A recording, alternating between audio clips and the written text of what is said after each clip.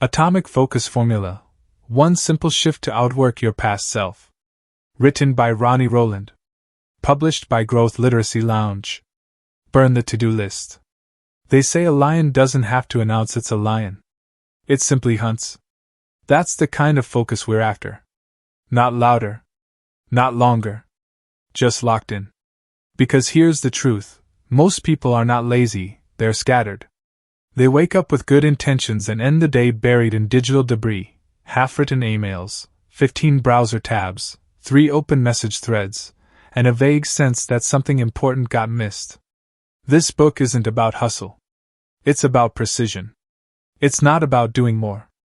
It's about doing what the focused version of you would do, every single time.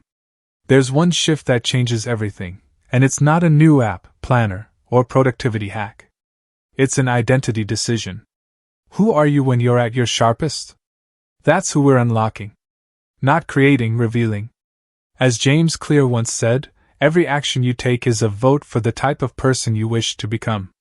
But what if you stopped voting, and just became? In the pages ahead, you won't find fluff. You'll find a formula. One that drills down to atomic choices, micro decisions that bury your past self and build your future one habit at a time. This isn't motivational hype. It's mental reprogramming. Outworking your past self isn't about working harder.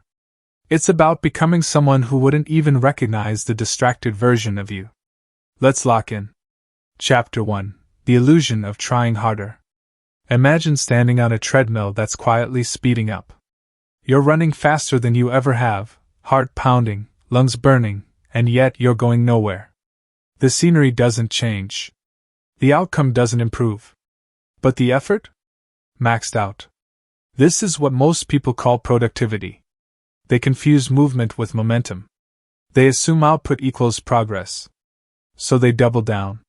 They set bigger goals, buy shinier planners, download new time-blocking apps. They try harder. But trying harder is a trap when you're facing the wrong direction. Because if your actions aren't flowing from a locked-in identity, they're leaking energy. Every to-do list, every calendar slot, every motivational quote gets filtered through a shaky sense of self. That's why the system breaks. That's why your past self, as ambitious as they were, stalled. Here's the shift. Stop trying to do more. Start becoming someone who wouldn't even need to try this hard. Elite focus isn't driven by pressure, it's driven by alignment. The clearest performers don't need to psych themselves up. They simply act in accordance with who they've already decided they are. It's not magic. It's mechanics. Your identity is the operating system. Everything else is software. When the identity is misaligned, I'm someone who always gets distracted, I'm not naturally focused, I'm too busy, no amount of external structure will stick. But when the internal operating system says, I protect my focus like it's oxygen, every small decision starts reinforcing that truth. That's atomic focus. Not some dramatic overhaul. Not a year-long sprint. Just micro-decisions, made over and over, from a place of clarity. Close the tab. Silence the notification. Take the walk instead of the scroll. None of those are hard. But they're impossible if you're still operating from the wrong identity. You'll default to comfort. You'll seek dopamine instead of direction. You'll choose easy over essential. And then you'll tell yourself you just need to try harder. But trying harder doesn't rewire behavior. Identity does. This is why goal setting often fails. Goals are about outcomes. Identity is about origin. Goals say, I want to lose 15 pounds. Identity says, I'm the kind of person who doesn't miss workouts. The latter takes over. It becomes automatic. It doesn't need motivation, it needs alignment. The same applies to focus. Don't aim to focus more. Decide, I am the kind of person who protects my attention like it's sacred. Then let every action cast a vote for that reality. The past version of you had the right intentions. But they lacked this one shift. They built to-do lists instead of internal frameworks. They chased results instead of embodying the identity that produces them. It's not their fault. It's just not who you are anymore. You're no longer on the treadmill. You've stepped off. You're moving with intention now, not intensity for intensity's sake. From this point forward, the goal is no longer to work harder. It's to outwork your past self by never working from the same mindset again. And that starts now. Trying harder without identity clarity leads to burnout, not breakthrough. Focus isn't effort-based, it's identity-based. Small decisions, aligned with a focused identity, create massive long-term results. Where in your life are you trying harder instead of becoming someone new? Write this down on a sticky note and place it where you'll see it daily. I protect my focus like it's oxygen. Then act like it for the next hour. Chapter 2. Why goals burn out but identity endures. A match burns bright for a moment. So does motivation. But both fade faster than most people expect, and that's the problem. We've been taught to chase goals like they're permanent fuel sources. Set the target, visualize the outcome, hustle until it's yours. But goals, by nature, are temporary. They're external. They live in the future. And because of that, they rarely anchor you in the present moment where the real battle happens, right now, in the decision to focus or not. That's why goals fail. Not because they're weak, but because they rely on willpower. And willpower is a muscle. Muscles fatigue. Identities, on the other hand, endure. The person who says, "I want to write a book this year," is different from the person who says, "I'm a writer." One is outcome dependent. The other is identity anchored. One requires reminders and hacks. The other operates from instinct.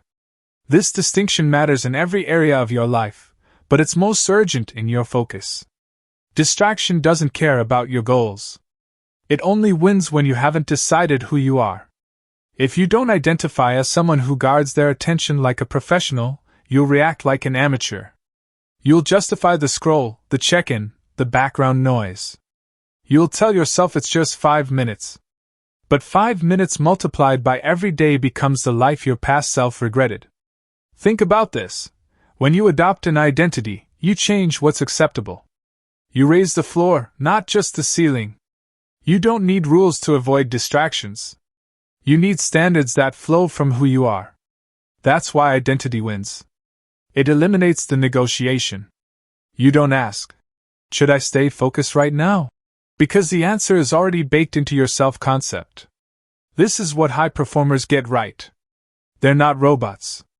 They don't rely on perfect mornings or magical bursts of energy. They've simply chosen an identity that's non-negotiable. I do deep work. I eliminate noise.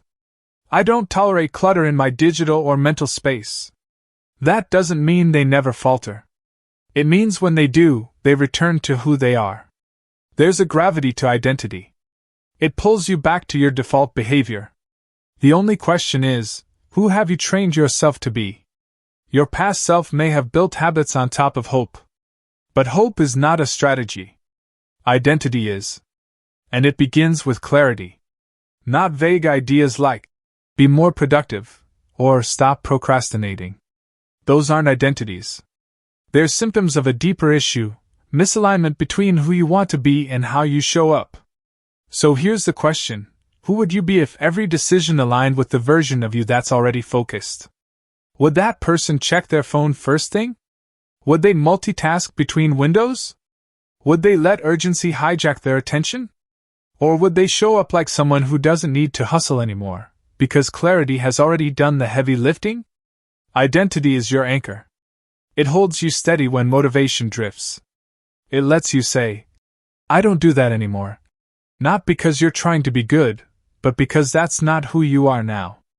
And from that clarity, every atomic action becomes inevitable. Goals burn out. Identity endures. Goals rely on motivation. Identity runs on alignment. High performers don't work harder, they work from clarity. Who you believe you are shapes what you allow yourself to do. Where have you set a goal when you should have made an identity decision? Write a sentence starting with, "I'm the kind of person who." Finish it with the focused identity you're choosing, then act accordingly for 1 hour. Chapter 3. Becoming the kind of person who doesn't look back. There's a point in every transformation where the old version of you starts knocking. It doesn't scream. It whispers. Take a break. You're doing enough. Check the notification real quick. It's subtle. Familiar. And that's what makes it dangerous. Because it doesn't show up waving a flag. It shows up wrapped in your own voice, using your old logic, disguised as care. And if you haven't locked in your identity, you'll listen. You'll trade momentum for nostalgia. You'll choose what feels normal over what builds new. That's why most people relapse into their distracted selves. Not because they lack skill, but because they didn't sever the emotional tie to their past focus patterns. Focus requires amnesia, not of your life, but of your limitations. There's no room for used to. I used to be productive. I used to wake up early. I used to be locked in. Used to is a trap. It keeps you referencing a version of you that no longer has permission to lead. It keeps you orbiting an identity you should have already buried. Let it go. The focused version of you doesn't need to reclaim anything, they need to reinforce everything. Every choice is a brick. You're not reaching back. You're building forward. When a sprinter launches off the blocks, they don't glance back at the start line. They lock their eyes ahead. Not because they're arrogant, but because backward has nothing to offer them. It's over. That's the mindset you need. Not just be focused, but become someone who doesn't look back. This shift creates power most people never access. It shuts the door on self-negotiation. It builds integrity with the identity you've chosen. And it eliminates the inner debate about whether or not you still have it, because you do. You just stop checking. Most people burn time analyzing their dip. They study their distractions. They get obsessed with fixing the thing that broke instead of reinforcing the thing that works. But you don't fix the past. You replace it. That's the atomic path. Micro decisions made from your new center, not your old storyline. When you catch yourself acting like your previous self, you don't spiral. You self-correct. That's power. You don't let the one-off day become an off week. You don't explain the slip. You name it. Then you do what the focused version of you would do next, not tomorrow. Now. This is what separates identity-driven performers from goal chasers. Goal chasers track streaks. Identity-driven performers track alignment. They don't panic when they miss. They return with speed and force. Because they know something critical. The past version of them didn't fail. They simply expired. That version served its purpose. It got you here. But it's not built for where you're going. So stop trying to resurrect it. Every time you choose to focus, you bury the ghost of distraction again. And that grave gets deeper with each act of alignment. You're not chasing potential. You're exercising precision. Old habits will try to sneak in dressed as comfort. Let them knock. Just don't answer. You're not home anymore. Your old self doesn't need your loyalty, it needs your replacement. Used to is a trap that keeps you emotionally tethered to distraction. True focus comes from refusing to look back at what no longer fits. What habits or patterns from your past self still try to pull you back? Write down one behavior from your past self you're done negotiating with. Then say out loud, I don't do that anymore. Live that truth for the next 60 minutes. Chapter 4. The question that rewires your day. Every day begins with a choice, drift or direct. Most people don't notice when they choose to drift. They wake up, grab their phone, check messages, scroll a little, maybe tap into the news. Then suddenly, the day is moving and they're just trying to keep up. It's not sabotage, it's softness. A gentle slide into distraction disguised as routine. The problem isn't that they lack discipline. It's that they never ask the right question. What do I need to do today? That's the wrong starting point. It pulls you straight into the tyranny of the to-do list. You become a task manager, not a focused force. You react. You chase urgency. And by the end of the day, even if you crossed everything off, you still wonder if it mattered. Here's the better question. The atomic one. The identity-revealing one. What would the focused version of me do right now? It's not just a question, it's a shift. It forces you to pause, to align, to remember who you've already decided to be. That single question becomes a compass. And if you let it, it will steer your entire day. Because that version of you, the focused one, they already know the answer. They know the phone belongs in another room. They know the notification can wait. They know what deserves their full attention and what doesn't even earn a glance. This question is powerful because it bypasses overthinking. It gives you access to clarity on demand. No journaling session required. No hour-long planning block. Just one line that pierces through noise and points you back to center.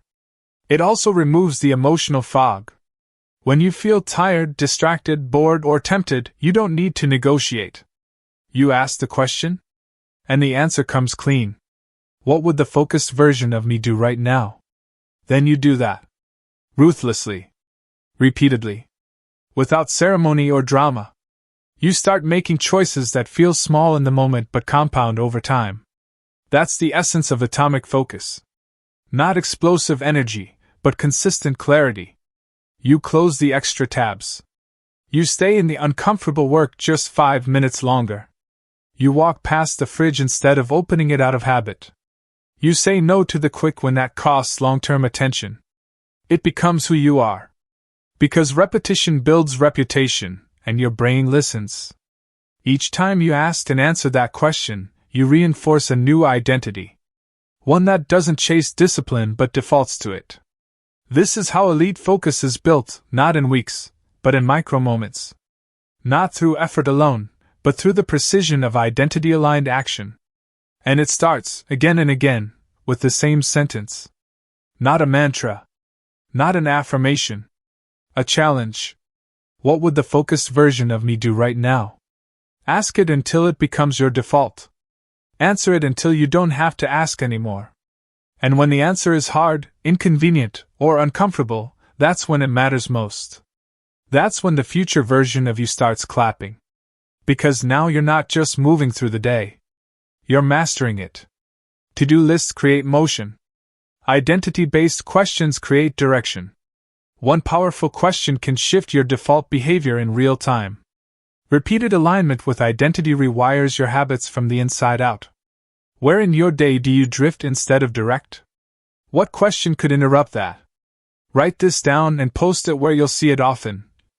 What would the focused version of me do right now? Ask it 3 times today. Then act on the answer. Chapter 5. When saying no becomes who you are. Most people say yes out of habit.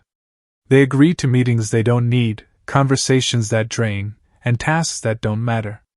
Not because they're weak, but because they're unfocused. A scattered identity says yes by default. A focused one says no by design. No isn't just a word, it's a filter. Without it, you carry everything. Every loose commitment, every open loop, every half-hearted obligation becomes a leak. And focus is lost in leaks, not in explosions. It doesn't vanish, it erodes. Slowly, silently, until you're busy but nowhere near effective. The turning point comes when no stops being a tactic and starts becoming a trait. You don't say no because you're trying to protect your time. You say no because it's who you are now. You are someone who protects focus like gold. And gold doesn't get handed out casually. When you adopt this mindset, no becomes an identity signal. It tells the world, and more importantly yourself, what you're about. You stop explaining. You stop justifying. You stop cushioning the blow. Because when your yes costs clarity, it's always too expensive. Most people struggle with this because they've attached morality to agreement. They think saying yes makes them kind, generous, flexible. But kindness without boundaries is chaos. Generosity without clarity is distraction in disguise. The focused version of you knows this. They don't apologize for standards. They enforce them. Not rudely, but firmly. Because they understand something most people miss. Saying no to one thing is saying yes to something better. Every no is a yes to deeper work. Every no is a yes to mental stillness. Every no is a yes to the identity you're becoming. That's not selfish. That's strategic. When you shift your self-concept, your boundaries shift too. Suddenly, you stop trying to manage time and start protecting energy. You start making decisions that don't just serve the schedule, they serve the future. Distraction often enters dressed as opportunity. It flatters. It offers urgency. It asks nicely. But your identity has to answer. The more clearly you've defined who you are, the faster you can filter. Does this request align with the focused version of me? If not, the answer is no. Simple. Direct. Clean. You don't need a 20-minute backstory. You need conviction.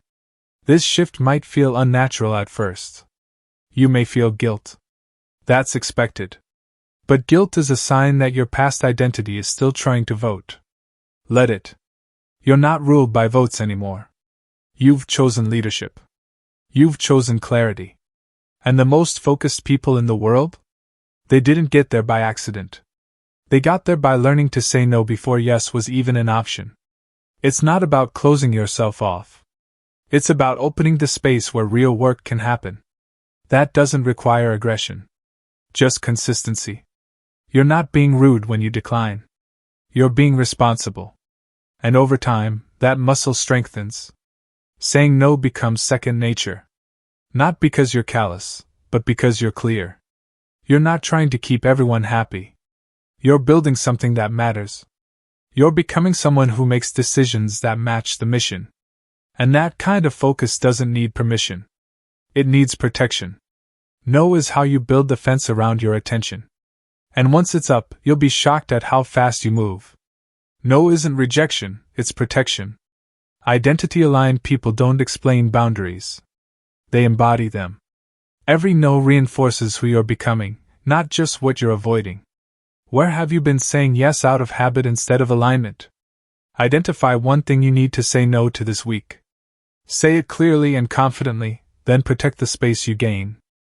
Chapter 6: The Death of Multitasking. Multitasking feels productive. That's what makes it so dangerous. You're answering emails while half listening to a meeting. You're switching between tabs while a podcast plays in the background. You're moving fast, but you're not moving forward. This isn't modern efficiency. It's self-inflicted distraction dressed up as hustle. The science is clear. Multitasking doesn't make you more productive. It makes you sloppy.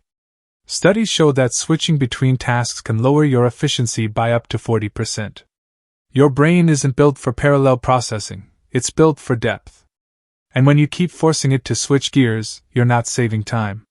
You're draining your ability to focus. But the deeper problem isn't neurological. It's identity-based.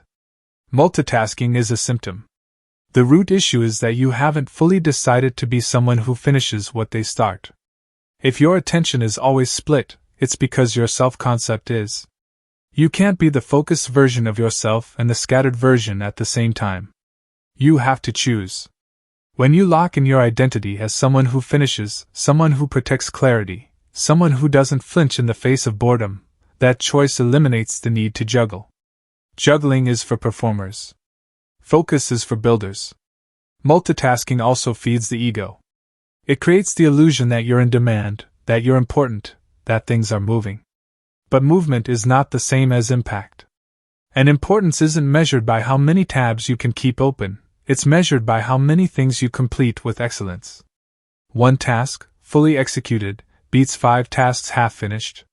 Focus is a form of self-respect. And single-tasking is its daily expression. You'll be tempted to resist this. You'll convince yourself you're different.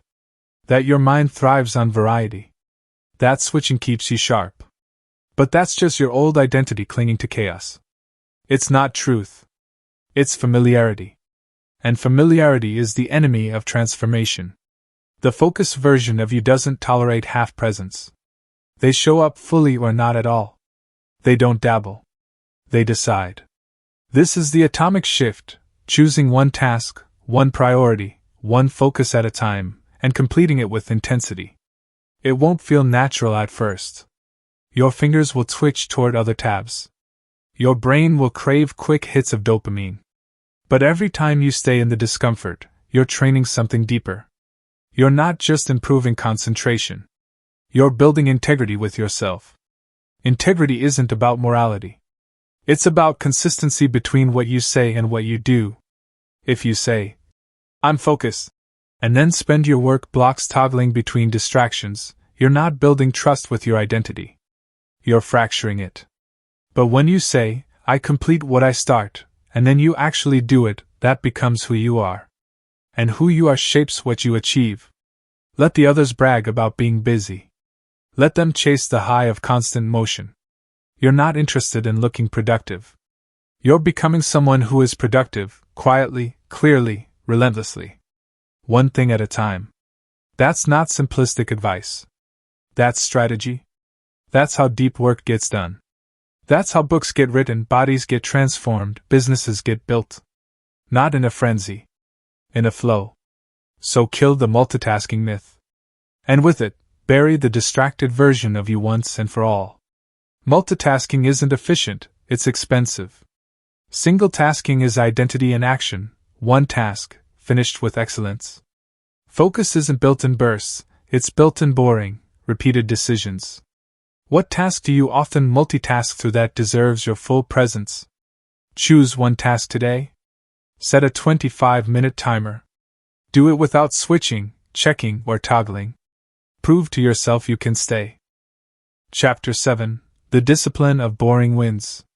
People chase breakthroughs like they're fireworks, loud, dramatic, unforgettable. They want the one bold move that changes everything. The perfect routine. The life-altering insight. The clean slate. But real focus doesn't explode. It accumulates. The most dialed-in people aren't running on adrenaline. They're powered by boredom. Not the passive kind that scrolls for escape, but the active kind that shows up for the same work, day after day, with zero drama and full intent. That's the secret. They've made peace with repetition. Repetition is what makes identity stick. You don't become focused by feeling inspired. You become focused by doing focused things, even when it's dull. Especially when it's dull. The average mind treats boredom as a signal to quit. The focused mind treats it as a cue to double down. That's the split. That's the line between those who drift and those who dominate. Your past self probably got this wrong. They chased novelty.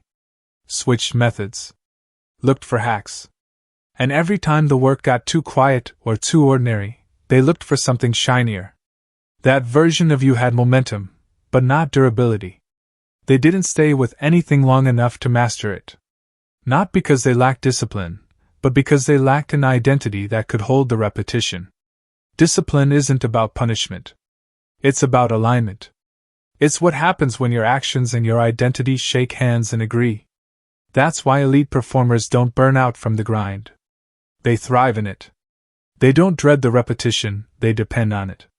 Because repetition builds rhythm. Rhythm builds flow. And flow produces focus that doesn't have to be forced. This is where atomic focus lives. Not in the new, but in the next. The next rep. The next quiet hour.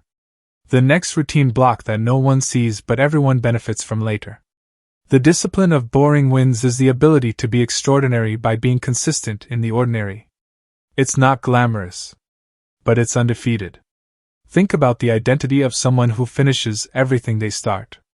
Someone who doesn't look for shortcuts. Someone who keeps showing up, not for applause, but for alignment. That person is not motivated by excitement. They're grounded in who they've decided to be. They see the process as the reward. And that's not a motivational phrase, it's a decision.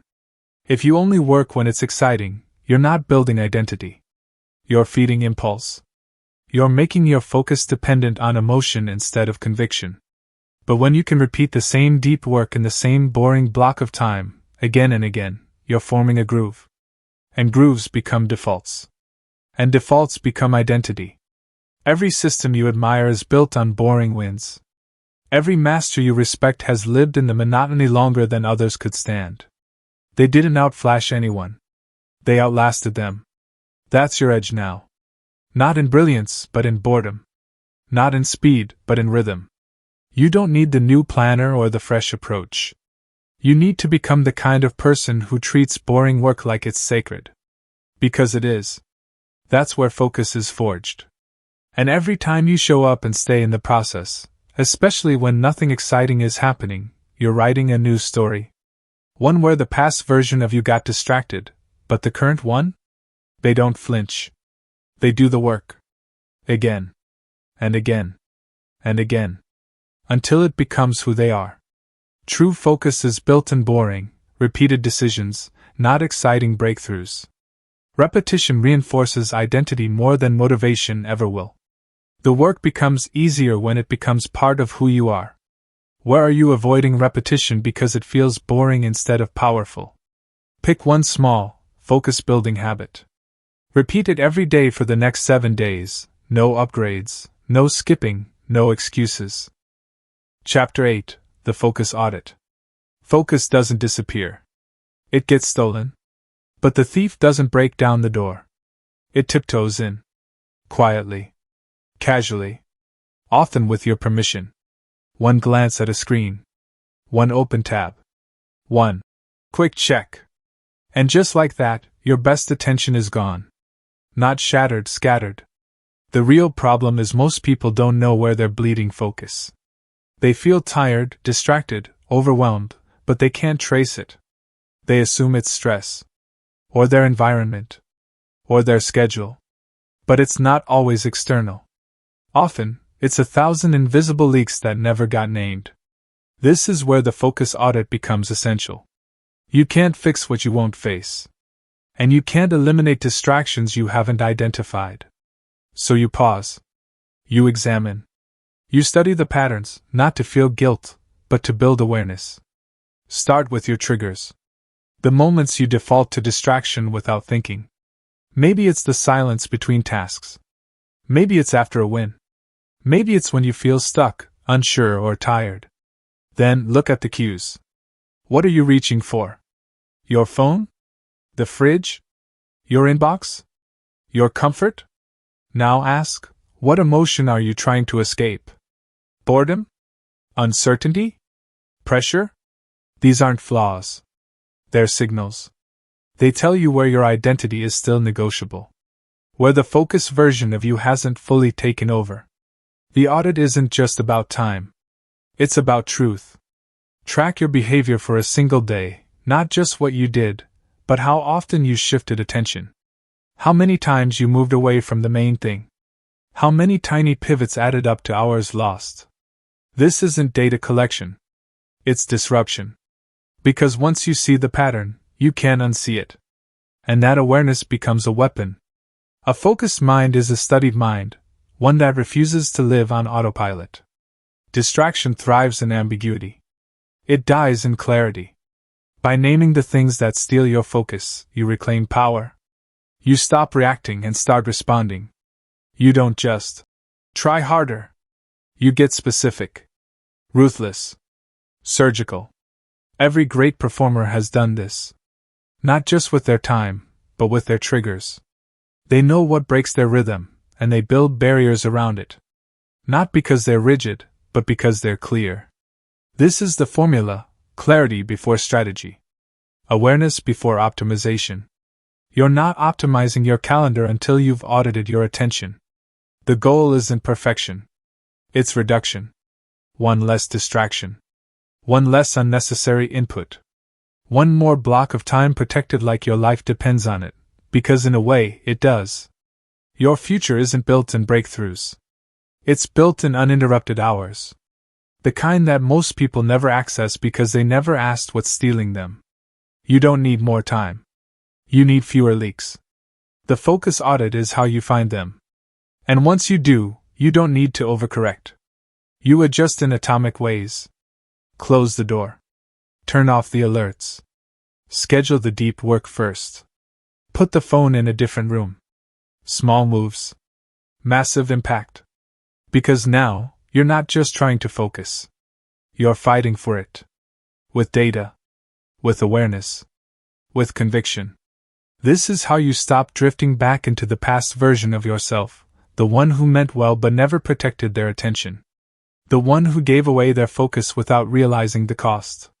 Not anymore. Now you see it. And what you see, you can change. Distraction isn't random, it follows patterns. A focus audit reveals where your attention is leaking. Small adjustments based on real awareness can shift everything. What's one recurring trigger that pulls you out of focus, and what pattern supports it? Track your focus for the next 24 hours. Note every time you switch tasks or reach for a distraction. Then circle the top 3. Those are your first targets. Chapter 9. The future is built in 15-minute blocks. Big dreams die in vague time.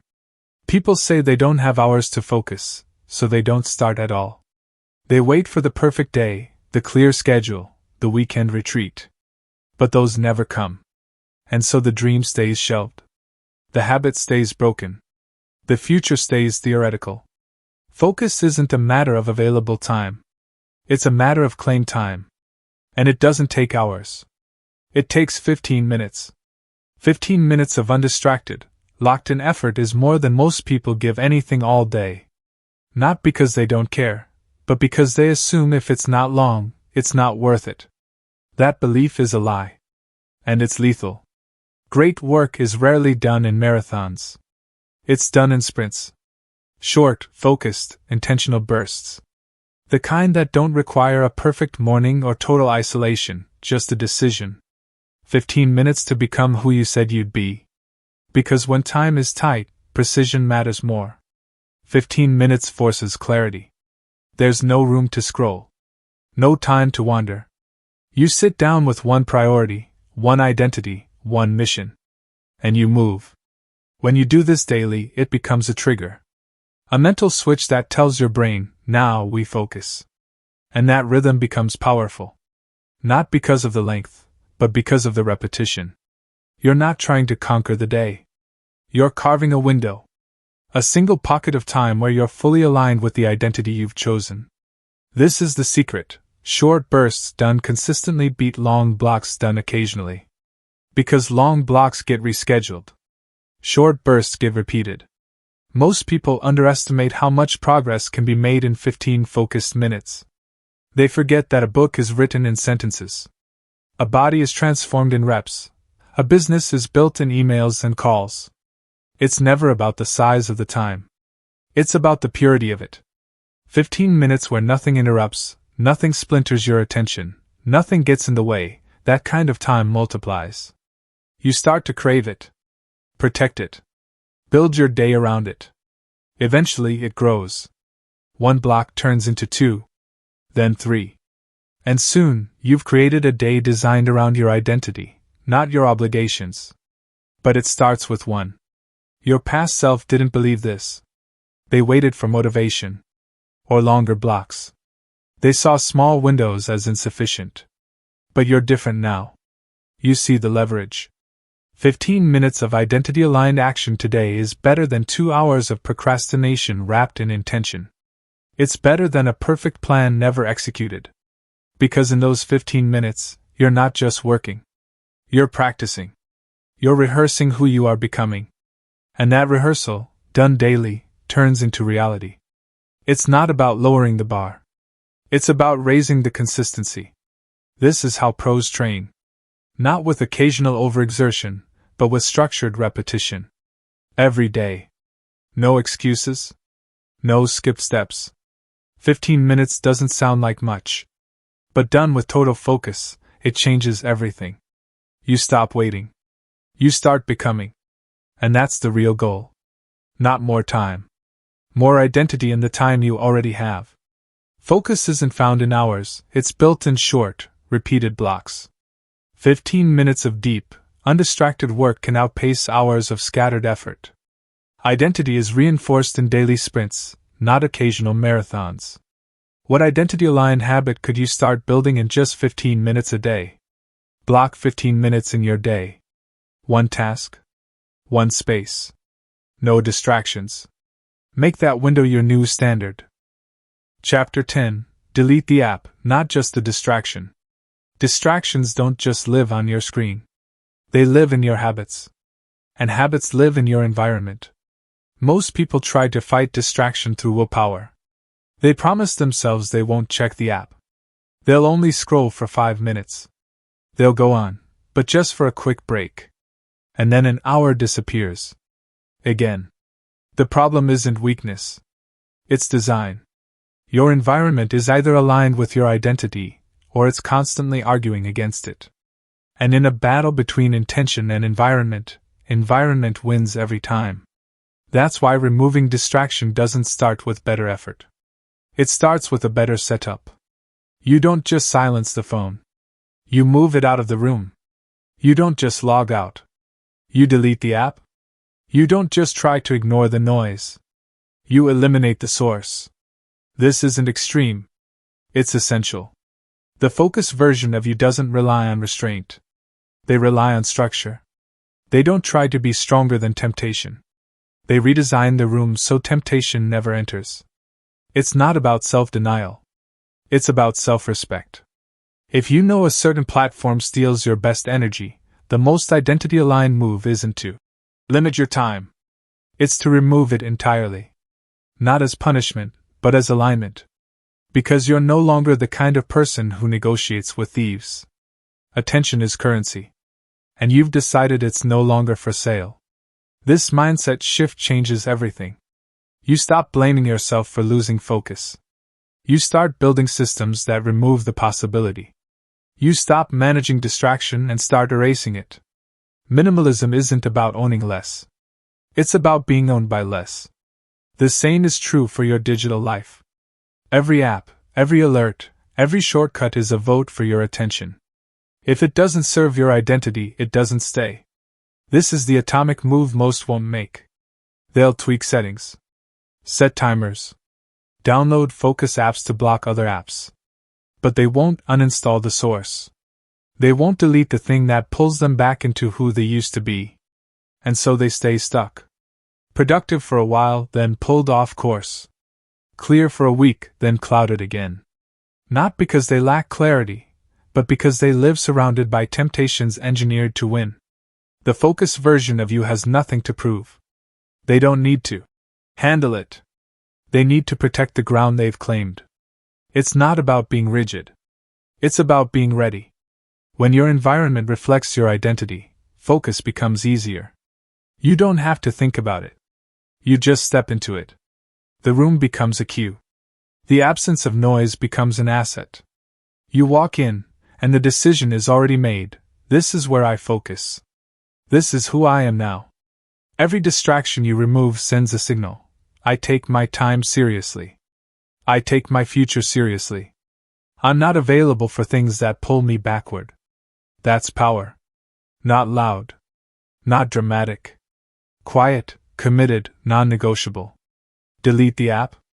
Rearrange the space. Design your world around your identity, not your impulses. That's the edge. That's how the future gets built. Not by fighting distraction, but by refusing to live in a world where it can thrive. Willpower fades. Environment shapes behavior. Identity-aligned people remove distractions at the root. Deleting access is a stronger move than resisting temptation. What digital or physical element in your environment is still pulling you into distraction? Delete one app, platform, or source of distraction you've been negotiating with.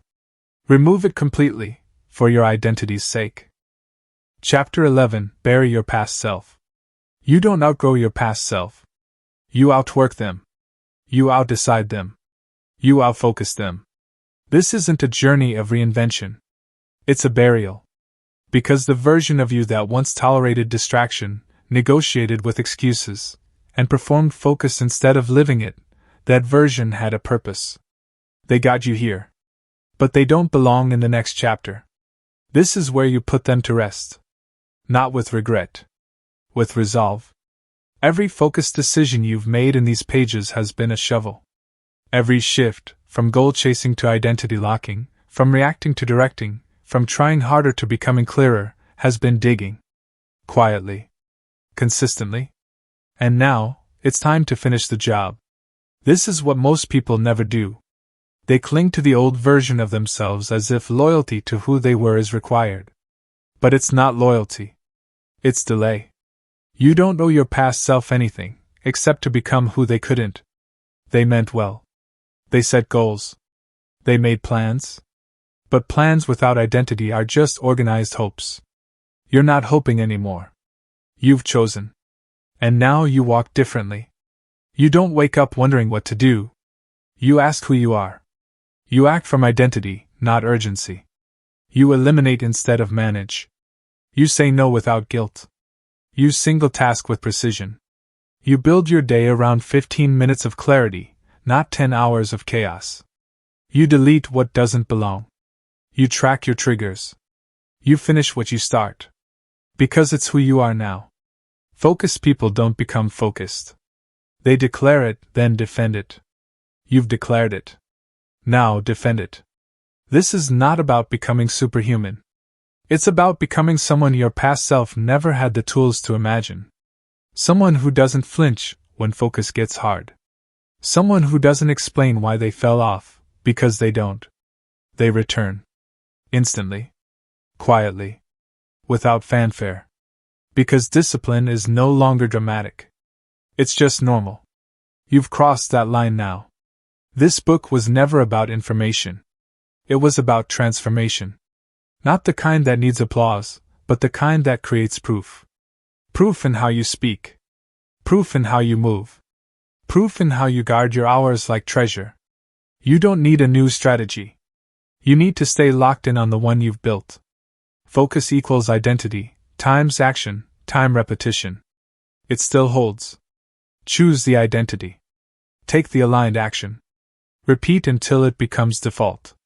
It's not complex, but it is costly. You'll pay in discomfort.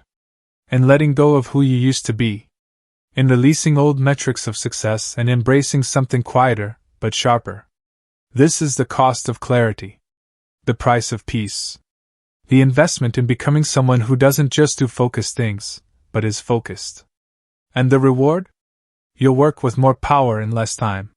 You'll say no with more confidence and less explanation. You'll reclaim hours, energy, and integrity. Not because you chased results, but because you embodied the kind of person who produces them naturally. So now, one last act. Bury the past version of you. Thank them for trying. Forgive them for drifting. Then step into the future they couldn't finish. You don't need to try harder. You don't need to become someone else. You just need to live what you've already decided is true. You are the focused one now. The transformation is complete when you stop negotiating with who you were. Focus isn't a goal, it's an identity practiced without apology. Your past self had potential. You have precision. What part of your past identity are you still carrying that needs to be buried? Write a farewell letter to your past self, the distracted, reactive, scattered version. Then delete it, burn it, or bury it. Begin again. As you. Take care and be well.